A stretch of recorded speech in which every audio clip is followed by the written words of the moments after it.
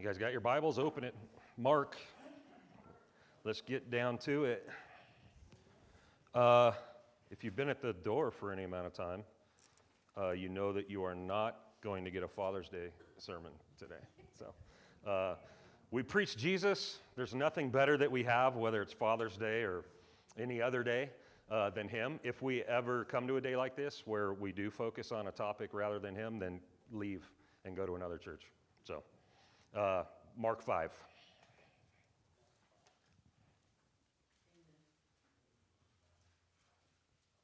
We're going to take this account today, which is 20 verses, in two acts or two parts. So I'm going to read the first part. 5:1, Mark. They came to the other side of the sea, to the country of the Gerasenes, and when Jesus had stepped out of the boat, immediately there met him out of the tombs a man with an unclean spirit. He lived among the tombs, and no one could bind him anymore, not even with a chain, for he had often been bound with shackles and chains, but he wrenched the chains apart, and he broke the shackles in pieces, and no one had the strength to subdue him. Night and day among the tombs and on the mountains, he was always crying out and cutting himself with stones. And when he saw Jesus from afar, he ran and he fell down before him. And crying out with a loud voice, he said, "What have you to do with me, Jesus, Son of the Most High God? I adjure you by God, do not torment me." For he was saying to him, "Come out of the man, you unclean spirit." And Jesus asked him, "What is your name?" And he replied, "My name is Legion, for we are many." And he begged him earnestly not to send them out of the country. Now a herd of pigs was feeding there on the hillside, and they begged him, saying, "Send us to the pigs. Let us enter them." So he gave them permission. And the unclean spirits came out and entered the pigs, and the herd, numbering about 2,000, rushed down the steep bank into the sea and drowned into the sea. I don't know why all the demon passages have been falling on me so far in Mark, but they have been. It's just kind of bizarre. We're going to take this chunk, and then we'll finish it up. So this is kind of Act 1, which is like the deliverance, we'll just call it. All right? And then Act 2 will be like the transformation. This comes off of, if you were here last week, you had Pastor Chad at the end of chapter 4 coming out of how Jesus calms a storm on the Sea of Galilee, right? That account starts with Jesus coming to his disciples and getting into a boat and saying, "Let us go to the other side." So key. Like that dumb little phrase is one that most of us don't pay attention to it. Coming, let us go to the other side. In other words, he's making basically a declaration of something that's going to happen because of who he is. Therefore, later on, when we flash forward and the storm arises and the dudes are tripping out, right, because the boat's about to capsize, and they go to Jesus and they find him sleeping, Jesus taking a nap is not because he was like out of touch, obviously, or trying to be mean or cruel. It was actually a rebuke. Him actually napping, them actually finding him sleeping while they're tripping is actually a rebuke because they didn't have faith in what he previously said. We are going to the other side. I told you we're going to go to the other side. Nothing's going to stop us from going to the other side. And so we have this whole thing where, of course, Jesus eventually, he gets up and with 3 words, right, he calms the storm. Like nature has to obey him. The laws of nature have to obey him. Weather patterns have to obey him, right? And of course, they end with the 12 of them looking at each other and going, "Who is this?" That even the wind and the sea obey him. That's a good question.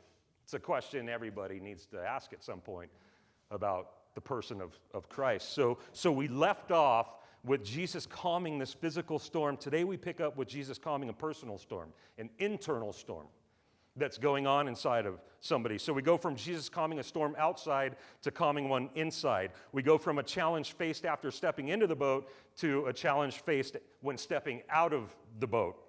And we see this, right here in verse 2. And when Jesus had stepped out of the boat, immediately there met him out of the tombs a man with an unclean spirit. So Jesus goes from one storm to another, right?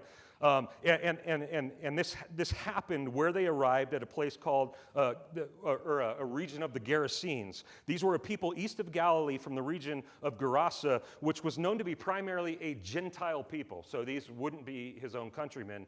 These would be an unclean people that he went to. And for whatever reason, when Jesus and his disciples get there, they thought it'd be a good idea to dock at a graveyard, you know. I don't know about you. I like graveyards, actually. I visit them in certain places that I go. I find them fascinating. I know that sounds morbid. It's just true. But when I go somewhere, that's not the first place. That's not like the point of destination. You know what I mean? And they get across here, and that's where they dock. And sure enough, just like something out of a horror film, they're met by this monster that lives in the tombs. And it's just another day in the life of Jesus, right? I mean, it's so typical. It's just like boom, boom, boom with crazy stuff. And it's just so normal for what we see from day to day with him. And the text says that he was a man with an unclean spirit. This dude was possessed, right? And as a result, he appears to have had superhuman strength. Like to the point that he could no longer be subdued or tied up or bound by his peers.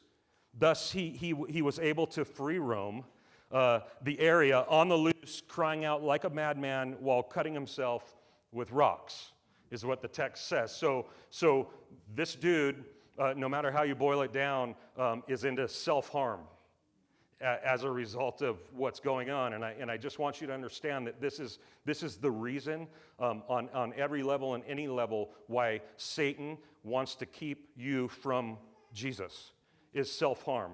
It doesn't mean that you're going to walk around cutting yourself or that you're going to be suicidal. It could mean that you love money.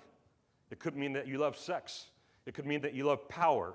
All those things that you think are good and that you want to follow that seem right and seem beneficial, and yet every single one of them at the end of the day, minus Christ, is self-harm. All of them. They're things that just take and take and take rather than give and give. And they will end up, if you go down that path, taking you apart from Christ. And so we see this self-harm going on. It seems that this psychotic freedom that this guy has was his daily lifestyle for some unknown amount of time, until one day when he has a special visitor appear, right? And it's clear that they know each other. It's clear that this unclean spirit in this guy and Jesus are acquainted with each other. And the spirit's response to the approach is to hit his knees. I want you to notice that he goes low. I want you to know, as I think you do, that when Christ bodily returns on this earth, I don't care who you are or what you believe or what you've done or what you think about God, every single person will go low. That's all that you can do when you're in the presence of God, is go low. This is why I get like even skeptical with like a lot of these preachers that I see that are very tall and very big. They walk around with their chest out, right? And it's kind of like a look at me thing. And I'm telling you, the primary byproduct of someone meeting the Christ is to go low. It's humility.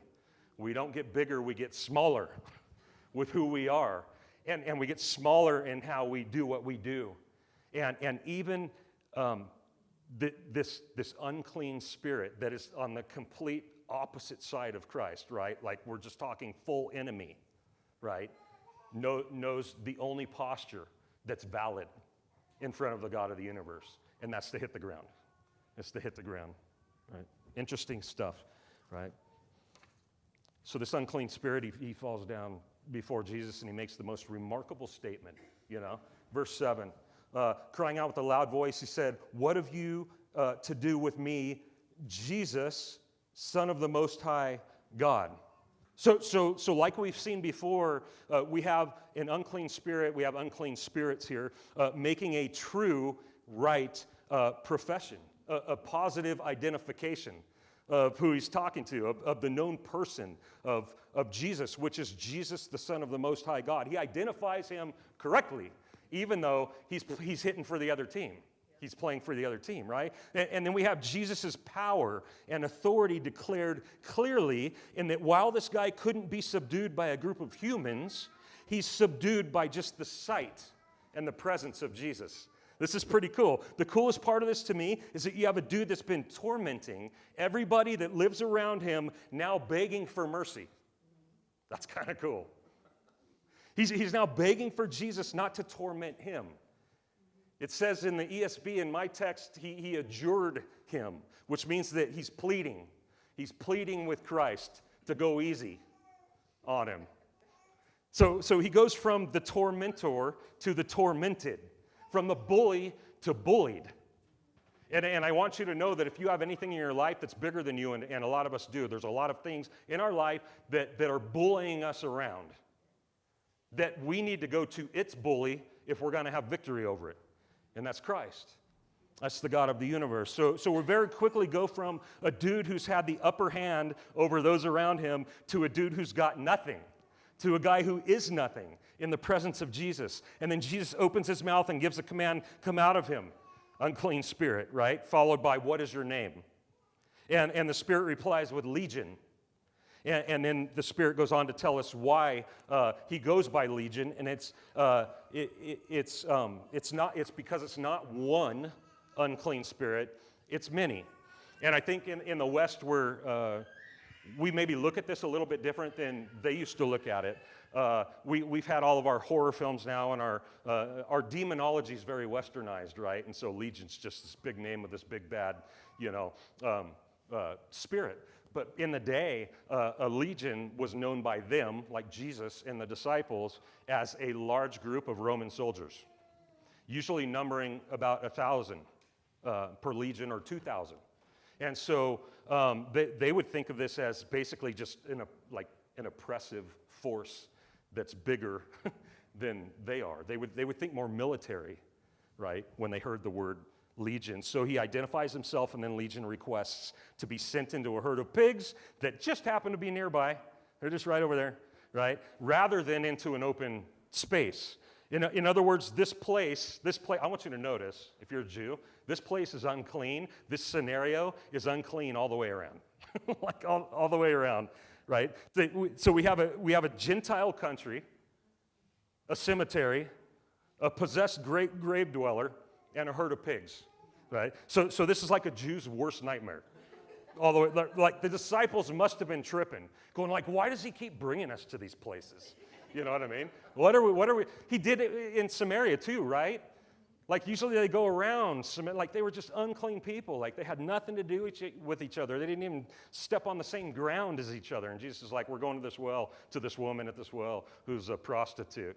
And it's going to be awesome. Come with me. And they had to just over and over be going like, what are we doing? You know?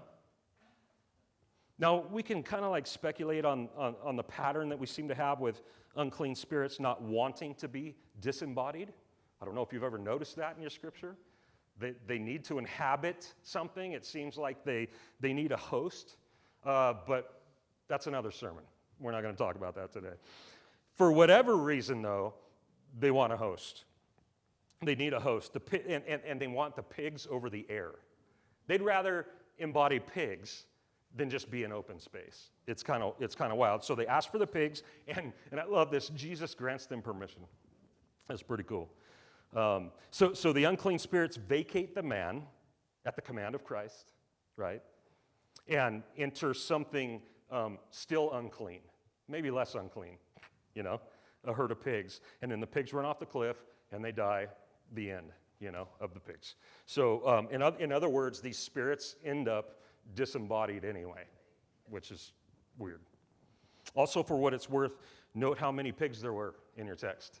Thousands, right? Which makes sense. How many Roman soldiers make up a legion? Thousands. So thus we have Act 1, the deliverance of this graveyard bully, right? And then we go on to Act number 2, which is the transformation, verse 14. Let's read the rest of this account. The herdsmen fled and told it in the city and in the country.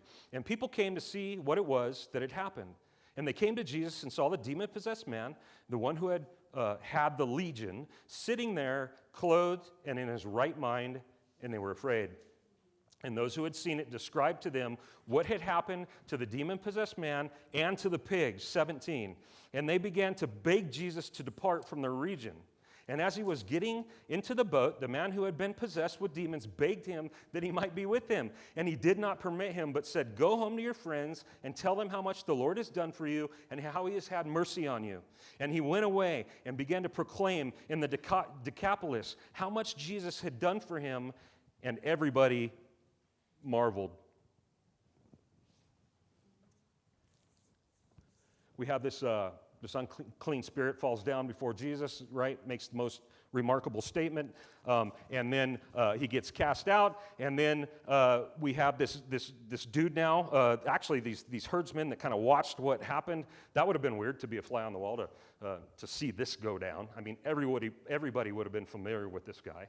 And just how much he tormented the region, right? And that was wild. So they run into town. The guys that lost a couple pigs, they can't believe what they saw, and they tell everybody about the craziness that just went down just outside. And it seems that almost everyone comes out to where Jesus is to find, sure enough, this guy sitting there with Jesus, clothed, which implies that maybe he wasn't before, right? Which makes him even scarier. He's a naked demon-possessed guy running around a graveyard. That's a horror film, right? And he's in his right mind. He's in his right mind. So they come and see a very different, subdued, put-together man, and it says they praised the God of heaven and worshiped. Is that what your Bible says? No, they were afraid. It says that they were afraid, almost as if something darker and more sinister was going on, almost. Something more powerful at work than the previous condition of this man that frightened them even more than the previous condition of this man. In other words, they weren't blown away by the impossible display of Jesus' transformative power. They were uncomfortable with it. Their response to this miraculous act was fear, not faith. In fact, they were so fearful of what had occurred that they told Jesus to leave. It says they begged Jesus to leave their region. You'd think they'd build him a house. You'd think they'd be like, "You're coming home with me.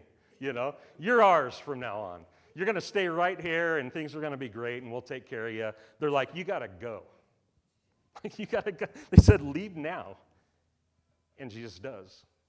That's the weird part. Jesus does. It says that he gets back in the boat to leave, but now the once demon-possessed man, he wants to get in the boat with him. He's like, "You got to take me too. Wherever you go, I'm going," which actually checks out. After someone actually has an encounter with Jesus, that is what it looks like. We need to be now wherever he is, if it's real. If it's real, we need to be where he is. And he wants to go. He wants to go where Jesus goes, right? But Jesus is like, no. You're going to stay. You can't come. You have to stay and tell your friends and your family what happened. And so he does, and this is the account that we have in a nutshell. Right? There are 4 takeaways that I think are the big idea that should not be missed. That's where we'll go now, okay? Number 1, Satan and his minions are no match for Jesus, ever. Satan and his minions are no match for Jesus, ever. There are people in the church that still get this wrong. They are not the same. They are no match. They are not equals. They are not on the same level. Satan is not a worthy foe in any way, shape, or form on any level. He is not a worthy foe. He is not an even match. He is not a serious obstacle for God, ever. He's a dog on God's leash. He is God's devil. That may sound weird, but I'll say it again. Satan is God's devil. Okay? You all remember Job? I mean, it's one of those books we don't like to think about or look at, right? I mean, chapter 1's bizarre. If you want some bizarre theology to get ruined, there's somehow this, I don't know, this like weekly meeting between God and the angels where they all come before him and Satan's there and he's just it's a check-in. Like, what have you been up to? As if God doesn't know. And Satan, of course, is in that crew that has to check in, And he's like, "I've just been going to and fro, and, actually I'm kind of bored, And it is God. It is God that says, have you looked at this dude? Like if you're bored, like, I got something for you to do, right? That'll screw some theology up. He had to get permission, right? And then as far as he could go with how he would mess with Job and interact with Job and his family had to be approved. It had to be approved by God. You know why? Because God is head over everything. Everything. Right? Like Satan is God's devil. There's nothing that he can do that God does not first allow. God is bigger. In other words, Satan has a boss too, right? Just like you and I do. Just like we do. Bottom line, mere men could not subdue Legion, could they? They tried, but the God-man could. The God-man could just by his presence. Just by his presence, he subdued this dude who was unable to be subdued, right? Which means that Jesus once more just might be God. He just might be God the Son. A lot of people have a problem with this, especially with the book of Mark. They'll come to the book of Mark and be like, he never, ever professes to be God, right? Well, just look at every chapter and what he does, right? Like the fruit of what he produces tells you what kind of tree it is. Like Jesus is God. He's calm in storms. Like complete authority over the natural realm plus complete authority over the spiritual realm equals authority over everything, right? And we see this in every single chapter of Mark. There's a display of this in every chapter. Just as that literal sea storm was calmed on the way over to this Gentile land, this man's internal storm was calmed and he was changed. Like men tried to subdue this dude and tried to help this guy and conform him to some form of normalcy, some state of reasonability, but they could not. They were out of their depth. His condition was too severe. It was too far above their pay grade because his issue was one of spiritual concern, not moral modification. And as the citizens of the region attempted his rescue and failed and attempted to stabilize him and failed, there came a point where they had to just throw up their hands and walk away in defeat because they were no match for Satan. However, Satan is no match for Jesus. We cannot wake the dead, but Jesus can. We cannot heal the broken, but Jesus can and does. I'm one of them. I'm sure we have a room full of them here. Thus, if you and I are to help anybody, guess what we need to do? We need to get them before Jesus. And I wish I would have known this earlier as a parent, trying to raise 4 kids as a Christian. Because I really did take more of a tactic of behavioral modification. Like, don't do that, do this. I thought that I could subdue my kids in my parenting techniques into a form of godliness, when all that they needed was for me to stick Jesus in front of them and have them look at him. And I just wish I would have known that earlier. You know, it would have, maybe some things would be different. I don't know. I mean, I love my kids, praise God. The majority of them are following the Lord. But I've tried to subdue things that I can't subdue, and I think it's possible that some of you have too, with people that you love. And if you love them, the best thing you can do is figure out how to get Jesus in front of them. That's it. It's their only hope. That's where transformation happens, right? All right. Satan's no match for Jesus. Number 2, once Jesus delivered him, he was found clothed. This is just crazy. Once Jesus delivers this guy, he's found clothed. Clothed was something that caused people to say, like, well, that makes no sense. That's weird, right? This is odd. It caused people to go like, what happened to you? Like, this isn't you. According to the villagers that came out to see what happened, this dude both looked different and was different. One of the things I really love about Teen Challenge, if you guys are familiar with Adult Teen Challenge, they came a couple months ago, and it's basically a faith-based rehab. And they always do this slideshow at their presentation of before and after pictures. They'll do these pictures that they take of these people that first enter the program, and then they'll pair it with a picture that they took of them leaving the program 12 months later.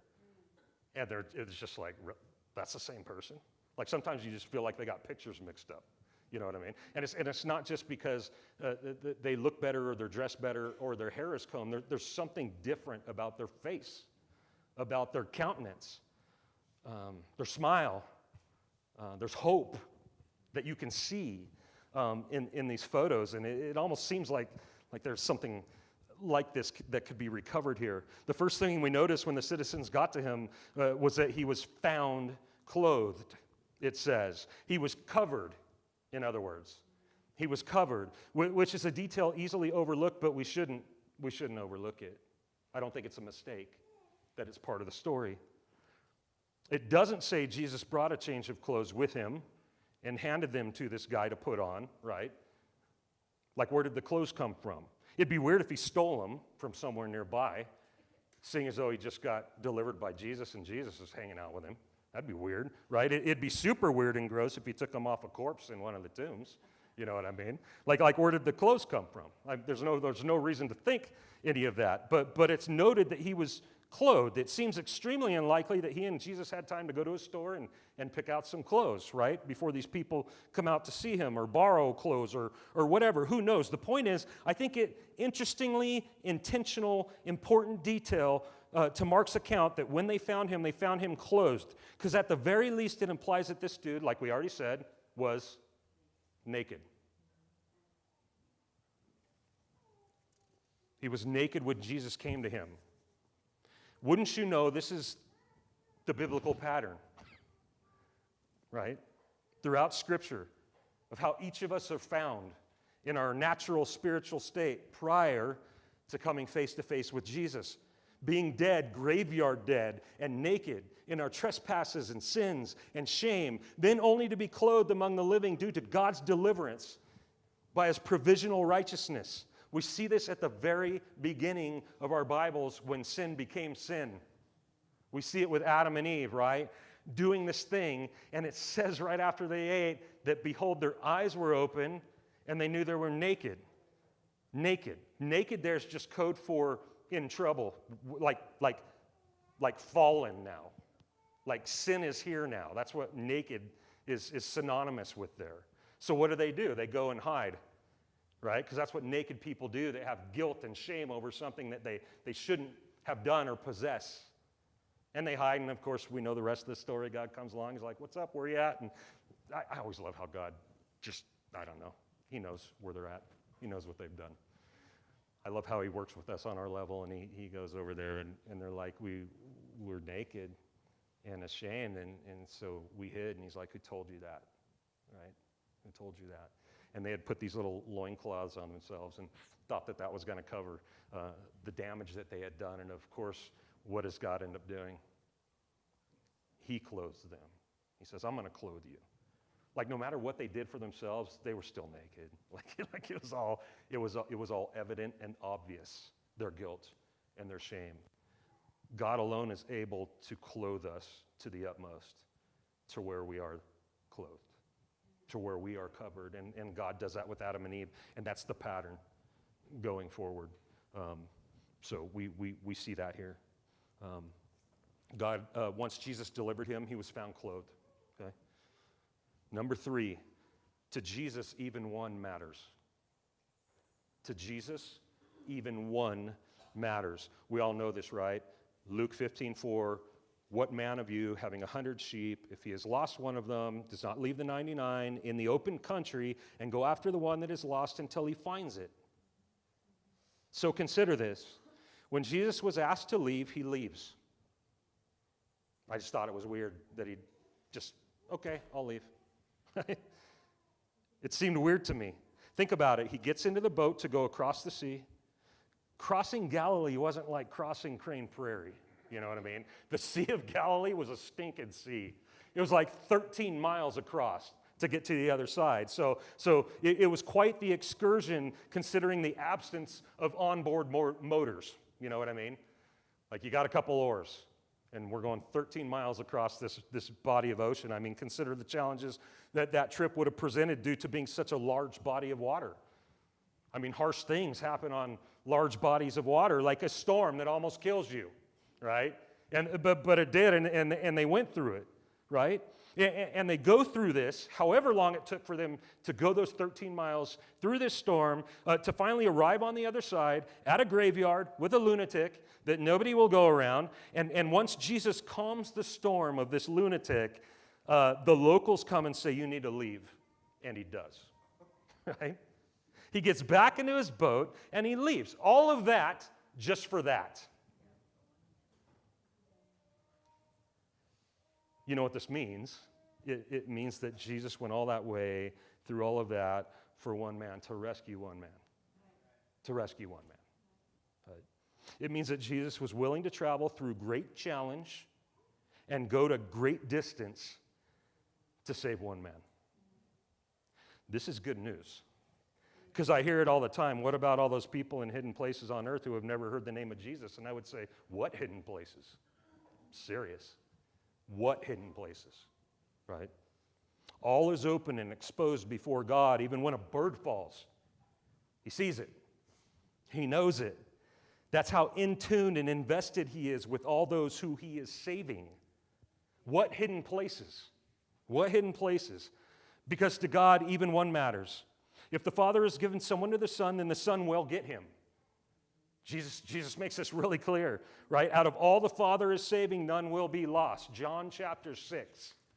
In other words, God knows how to do all the heavy lifting for all those who he's saving, right?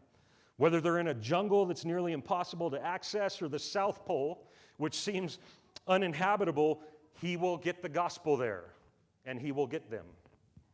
That's the God we worship. He's not small, he's big. I love that about him. Number 4, finally, when we are saved, we are left to share why we are saved. We do this, right? Like, as Christians, why am I here? What's my purpose? Right? Like it's something else. It's something that we haven't seen yet or experienced yet or known about yet. We're always looking for a bigger thing. What's my ministry in the church, right? When's God going to do this big thing with me? You know, when's that going to show up? You already have it. If you're breathing air and not in his presence right now where he is, you are here to testify of him to others. That is the big thing. That's not a small thing, it's a big thing, you know? This dude wants to be with Jesus. He wants to go with Jesus. Understandable, right? Like with what this guy just did, what Jesus just did for him is like, I'm not leaving your side. Like, you are my life. The rest of my life is going to be next to you. And Jesus goes, no. He says no. Instead, he says, you need to stay and you need to tell your friends. Right? In other words, instead of collecting him, he sends him. He sends him. Go tell people who I am. Not in Jewish territory, but Gentile territory. And so the man did what Jesus asked. And guess what? People heard and believed. And this is how it works. On down the line throughout history. This is how it works. This is why this room is occupied. It's because all down the line, since the ascension of Christ, people have gone and shared their testimony to their friends, to their family, to their enemies. That's why we're here. This is how it works. The problem is that some of us don't feel worthy, do we? We have a hard time with it. Like I want another purpose. Like I have kind of a hard time talking with people, and I'm not, I'm kind of sketchy and dusty with my Bible knowledge, and I don't think I can answer questions. And so it's hard for us to walk into this and do this, right? Some of us don't feel qualified. We don't even know where to begin with our story. Some of us, right? Like how to make good news, how to tell it, where to start, what to include. And I would say the blueprint's right here in our text today. It's right here in our text. Jesus himself tells us here the aim, the goal, the contents of what your testimony should look like. And it's in verse 19. Go home to your friends and tell them, there's going to be two things, right? How much the Lord has done for you, and number 2, how he has had mercy on you. That's it. That's what makes up a testimony for Christ. That's effective, that's powerful, that will even change lives. In other words, what he delivered you from is what you share, and how you didn't deserve any of it is the second thing. That's how it works in that order. The contents of your telling of the good news, your verbal witnessing, ought to consist of the godlessness that he pulled you out of, coupled with how non-deserving you were, or how deserving actually you were, of his judgment and his wrath and his condemnation, but instead were given the opposite of what you deserved. That's it. The sinfulness you were found in prior to Christ and the gift of grace given in spite of all of the sinfulness that you were found in. This is the good news. This is the entire goal of a testimony, to make him big. He's the hero, right? I think it was, I think it was J. Vernon McGee had this great quote that said, yeah, God and man are both a part of salvation. I did all the sinning, he did all the saving, right? And this is kind of what Jesus is telling us here. Like, God's the hero. This dude would not be delivered, and he knows it, had Christ not done what he did.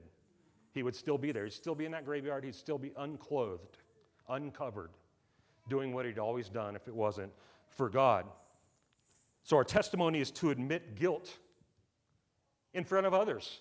This is super powerful, people. If you've ever had a chance to talk with somebody who's an atheist or a non-believer and share your story and talk about these things, don't ever forget to admit your guilt. You can't do it enough.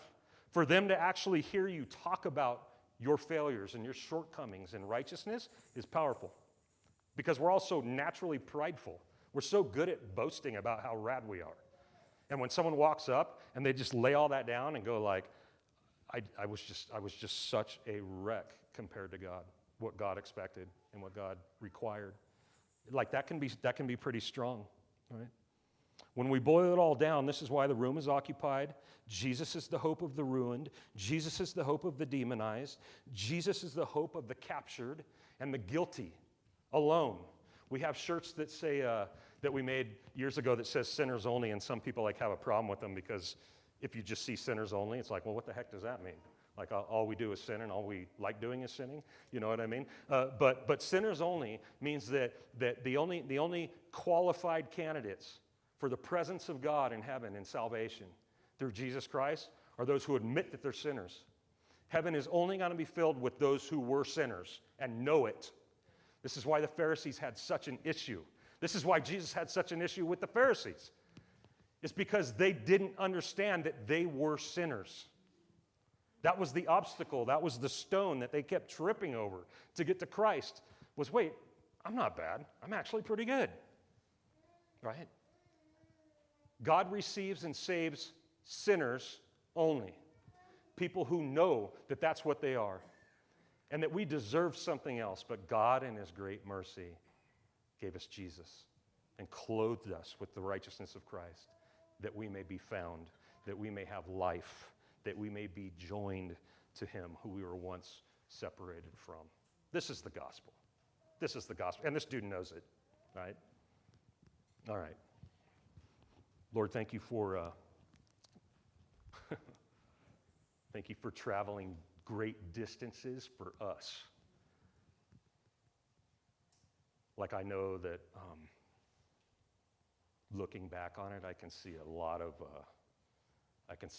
maneuvering that you did to get me to where I needed to be to see you. And I thank you for it. I thank you for pursuing me. I certainly wasn't pursuing you. I was pursuing self-harm. But I thank you for pursuing me and for clothing me when you came to me, for commanding that I be clean, just by your presence, just by the words that you spoke. And so, on this Father's Day, again, I thank you for providing me with a father I don't deserve.